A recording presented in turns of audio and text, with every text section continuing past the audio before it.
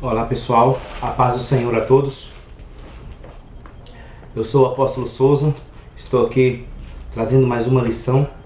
Essa lição é a lição de número 3 do nosso discipulado, que tem por título: Na nova vida, eliminamos as obras da carne. Você pode ver que eu estou com alguns papeizinhos aqui nas minhas mãos, são as anotações de cada estudo que a gente faz, para estar passando para você. Observe, essa é a lição de número 3. Ela tem por título: Na nova vida, eliminamos as obras da carne. Muitas pessoas acham difícil eliminar as obras da carne. Porém, nós vamos estudar alguns versículos bíblicos muito fáceis de ser encontrado. Versículo que talvez você já tenha ouvido falar, ou já leu, às vezes você já até tem decorado. Mas vamos trazer a lembrança se você já tem, e se você ainda não tem esses versículos ainda, pega uma caneta, um papel, para você anotar todos eles, para você ficar repetindo eles, para você colocar na sua vida. Porque a fé vem pelo ouvir, ou ouvir pela palavra de Deus. Quando você ouve a palavra, ou lendo, ou por alguém falando, você acaba aprendendo. E quando você aprende é porque você tem fé. Quando você aplica na sua vida é porque você passa a ter fé. Quando eu me converti ao Evangelho, achei muito difícil pôr em prática o que a Bíblia diz. Mas não foi. Foi muito fácil, né? O Espírito Santo ele me ajudou, e através de muitos irmãos que me ensinaram, me deram estudos bíblicos, hoje eu estou repassando esses estudos bíblicos para você aí que está começando com a sua vida evangélica, ou já tem tempos que você é evangélico e tem certas dificuldades de permanecer firme na presença do Senhor. A nossa introdução é essa: quando aceitamos a Jesus, deixamos para trás as nossas naturezas pecaminosas. O velho homem é o que éramos por natureza, e o novo homem é o que somos pela graça de Deus. E é assim que nos ensina em Efésios capítulo 4, versículo 22 e versículo 23. Efésios, capítulo de número 4, versículo 22 e 23. Está escrito bem assim, ó. No versículo de número 22 diz que, quando ao trato passado, vos despojeis do velho homem, que se corrompe pelas concupiscências do engano.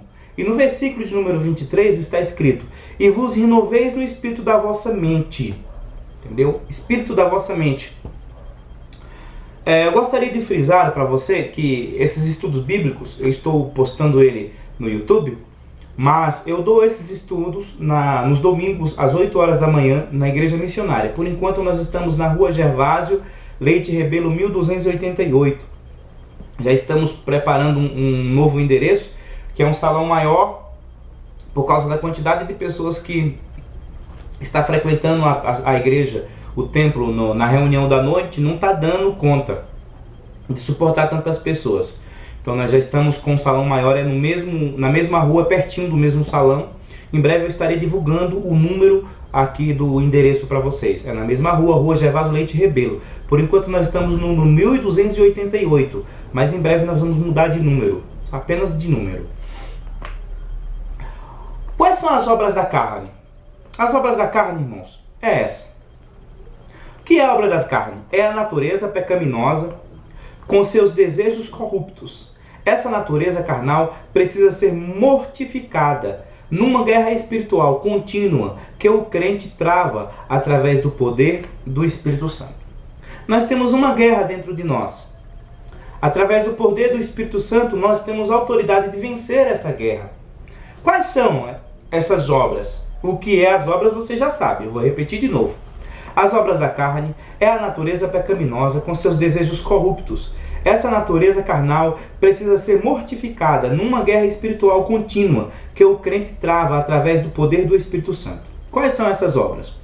Prostituição, lascívia, feitiçaria, porfias, iras, homicídios, impurezas, idolatria, inimizades, emulações, pelejas, bebedices e glutonaria.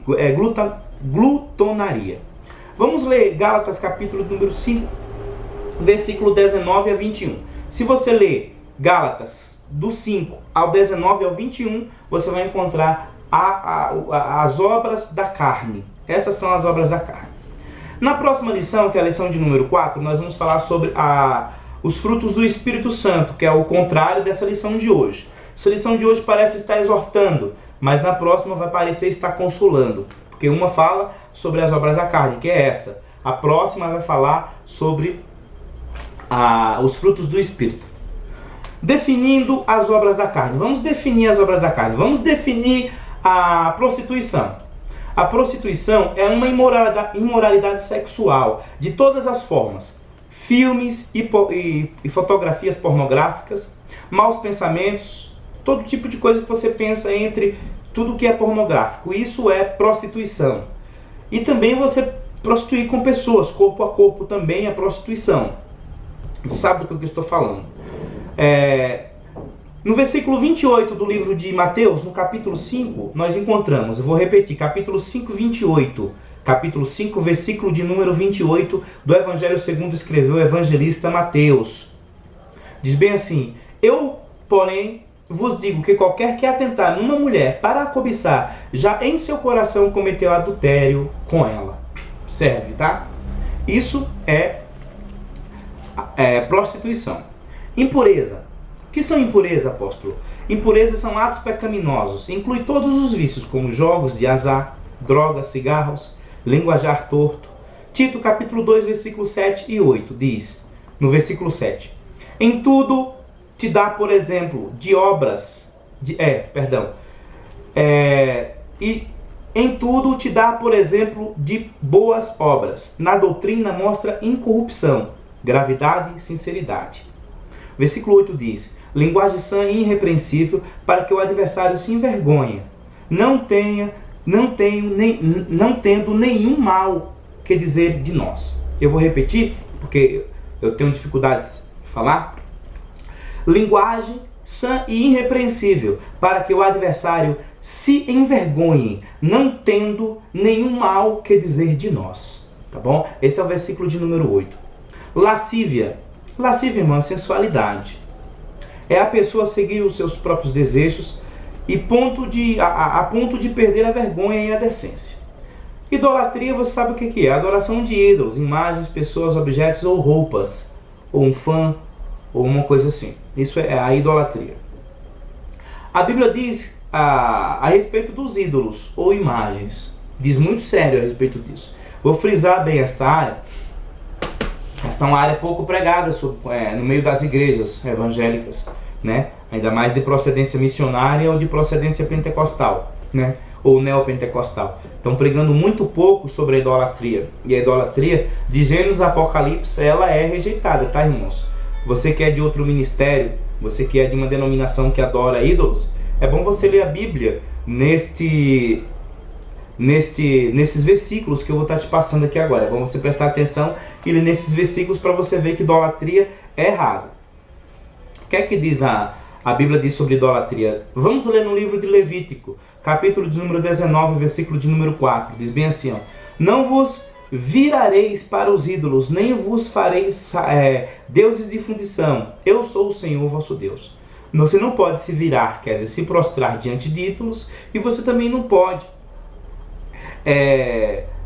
adorar deuses, qualquer um tipo de deuses, ou santo, ou imagem de escultura, qualquer coisa que possa ser a semelhança de Deus aqui na terra, ou nos céus, ou no mar, ou em qualquer lugar. Você não pode. A Bíblia condena. Você pode ler no livro de Levítico, capítulo de número 19, versículo de número 4. Deus proíbe fazer qualquer tipo de imagem, inclusive a imagem de que há no céu e de que há na terra. Êxodo capítulo 20, versículo de número 4. É um dos mandamentos. Não existe meio termo para você adorar imagem de escultura. Se você é uma pessoa que adora imagem de escultura, leia a Bíblia Sagrada, no livro de Êxodo, capítulo 20, versículo 4, que você vai tirar uma conclusão comigo. A palavra diz assim, não farás para ti imagens de escultura, nem alguma semelhança do que há em cima nos céus, nem embaixo na terra, nem nas águas debaixo da terra. Amados, eu gostaria de frisar uma coisa muito importante a você. Eu não prego contra a religião. Nenhuma denominação, eu não vou nem citar nomes, porque eu quero deixar bem claro, nenhuma. Não estou aqui para fazer acepção de denominação, eu estou aqui para falar a verdade. Eu sou apóstolo de Jesus Cristo, mas o que Deus tem me ensinado, tem me ordenado a fazer, é pregar a verdade. Amém? Eu estou aqui para pregar a verdade, independentemente de qualquer coisa que me façam. Eu tenho que pregar a verdade. Foi me imposto a obrigação de pregar o Evangelho. Não posso falar mal de nenhuma denominação, mas também eu quero deixar claro que se alguma denominação adora imagem de escultura, seja ela qualquer procedência, de qualquer fundador, ou de qualquer país, ou de qualquer idoneidade, ou placa, ou rito, pelo amor de Deus, pare. Você está negligenciando a Bíblia Sagrada. A repetição de pecados é inimizade contra Deus, é blasfêmia contra Deus, tá? Tá bem claro no livro de Deuteronômio. Quando você continua repetindo o mesmo pecadinho, você está blasfemando contra Deus. Olha, existe alguma semelhança com Deus? Existe alguma semelhança com Deus e ídolo? Isaías 40, capítulo 40, versículo 18. Deus está perguntando se existe alguma semelhança entre o ídolo e Deus. Cadê a semelhança? Me mostra. Eu quero descobrir qual que é a semelhança. No livro de Isaías 46, versículo 5, Deus revela melhor, bem melhor. Mas se você ler no 40, versículo 18, está dizendo bem assim, ó: a quem, pois, farei semelhante a Deus? Ou com o que comparareis? A Bíblia está perguntando com o que é que se compara a Deus? Com nada. Agora, Deus é um ser muito maravilhoso. Deus é o ser que fez os céus e a terra. Nenhuma imagem de escultura vai conseguir fazer o que Deus fez. Isaías, no 46, versículo 5, Deus diz bem assim, ó: a quem me assemelhareis? E com quem me igualareis? E me comparareis para que sejamos semelhantes? Devemos temer aos ídolos. Jeremias capítulo 10, do 3 até o 5. A palavra do Senhor nos fala. Vamos ler o 3, depois o 4, depois o 5. Diz: porque os costumes dos povos são vaidade, pois corta-se do bosque um madeiro, obra das mãos do artífice, feita com machado. Olha, pode ver no capítulo 4, versículo... pode ver agora no Jeremias capítulo 3, versículo 4. Diz bem assim: com prata e com ouro o enfeitam, com pregos e com martelos o firmam, para que não se mova. Agora vê o 5. Olha, capítulo número 3, versículo número 5 do livro de Jeremias, diz bem assim, ó: são como uma palmeira, obra torneada, porém não podem falar, certamente são levados, porque não podem andar. Não tenhais receio deles, pois não podem fazer mal, nem tampouco têm poder de fazer o bem. Bom, isso é o que é uma imagem de escultura, não faz nada. Vamos lá para Isaías 45, 20, diz: congregai-vos e vinde, chegai-vos juntos, os que escapastes das nações. Nada sabem os que conduzem em procissão as suas imagens de escultura, feitas de madeira, e rogam a um Deus que não pode salvar. A imagem de escultura, livro de Isaías, capítulo 42, versículo... Isaías 45, versículo número 20, diz que não pode salvar a ninguém. Se não pode salvar, não pode curar, não pode libertar. Imagem de escultura não pode fazer nada.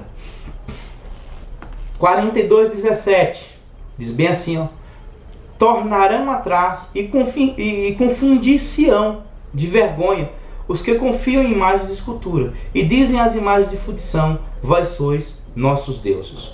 Por que vai se tornar envergonhado? Porque um dia vai reconhecer, ou aqui na terra, em vida, para ter a salvação, que imagem de escultura não salva ninguém, ou você vai ter uma dificuldade quando for no dia do arrebatamento, segundo está escrito em 2 Tessalonicenses, Mateus 24, no livro de Apocalipse. Quando a igreja for arrebatada, você vai ter que prestar conta com Deus. E você não vai ter a salvação porque você adorou imagem de escultura. Apocalipse capítulo 20 diz que ficarão de fora os cães, os feiticeiros, os idólatras, todos que amam e cometem a mentira. E aí, como é que fica? Observe. Vamos ver o que irá acontecer com os ídolos. Está em Isaías capítulo 2, 17 e 18. Vai acontecer uma coisa muito certa com os ídolos. O que é que vai acontecer? Isaías capítulo 2, versículo 17 e 18. Pode pegar aí. Isaías capítulo 2, versículo 17 e 18.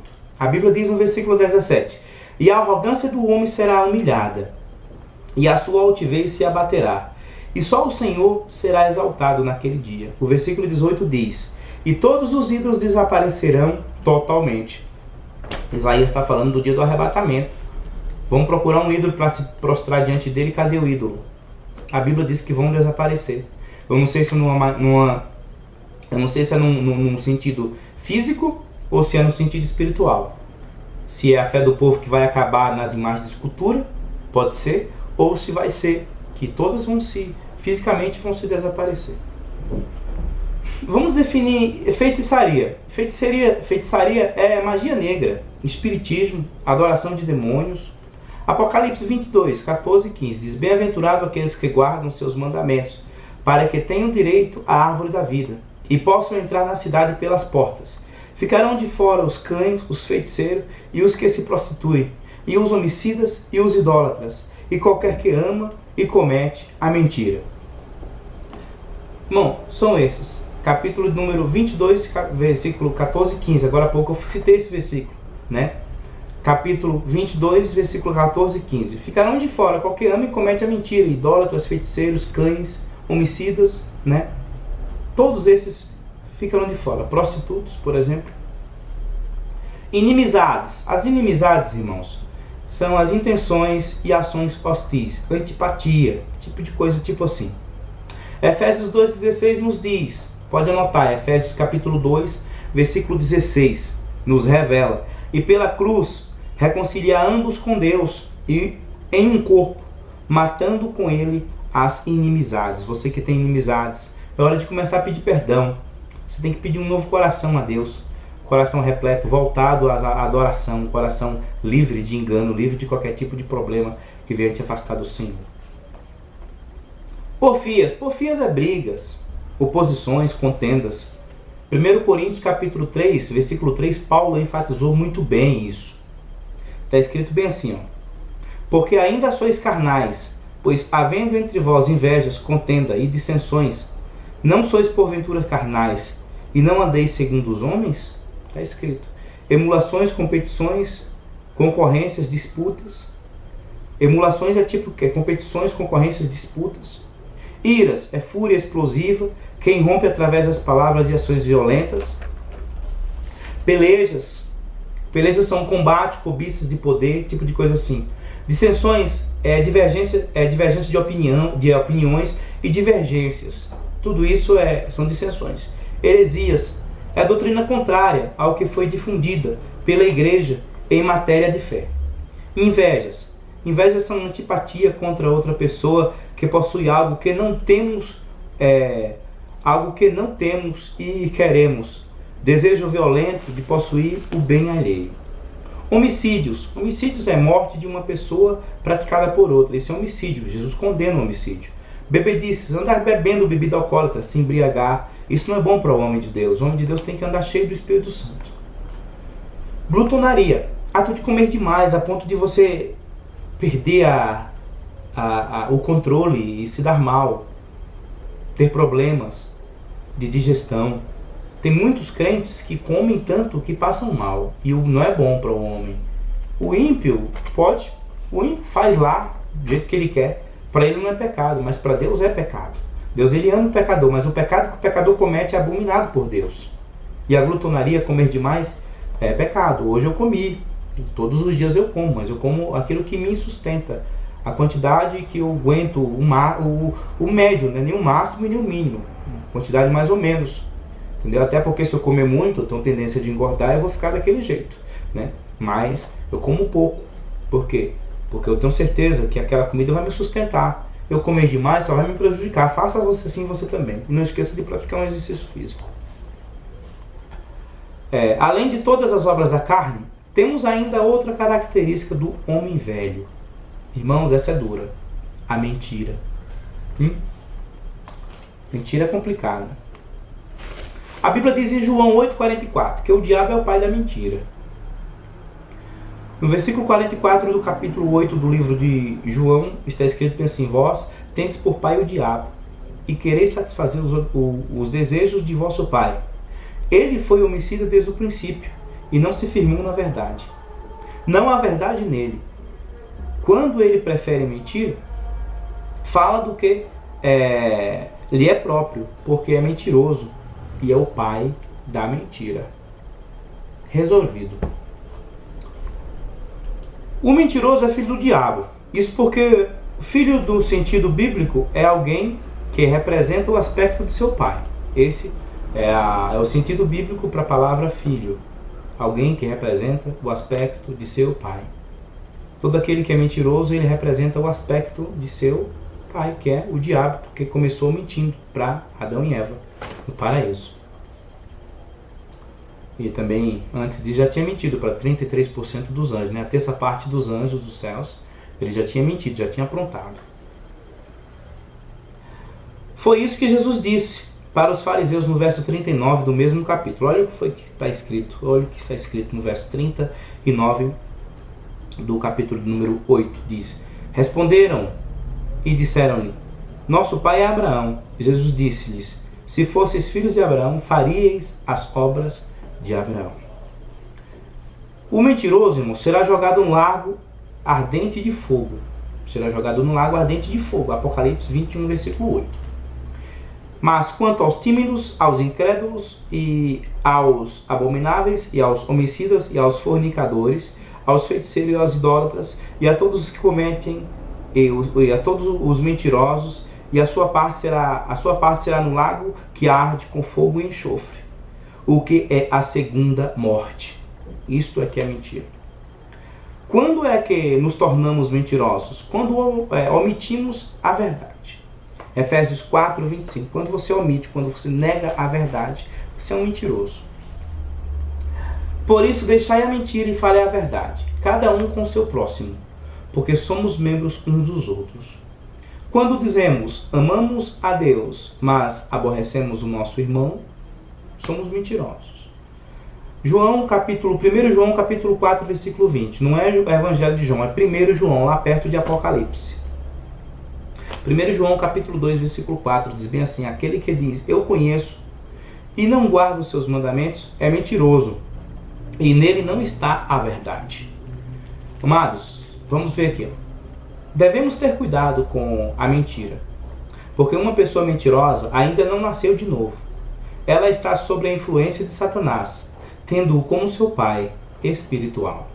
Conclusão: aprendemos nessa lição quais são as obras da carne, que o diabo é o pai da mentira, que o mentiroso é filho do diabo, que o mentiroso não irá para o céu. Se dissermos amamos a Deus e aborrecemos o nosso irmão, somos mentirosos. Se dissermos conheço a Deus, mas não guardamos as suas palavras, somos mentirosos também do mesmo jeito. Essa é a lição de número 3. Fiquem com Deus. Até a próxima. Eu espero vocês na lição agora de número 4, que vai falar sobre na nova vida recebemos o fruto do Espírito Santo. Na nova vida recebemos o Espírito Santo. Até lá, e que Deus abençoe a cada um. Ore por mim, que eu vou orar por você.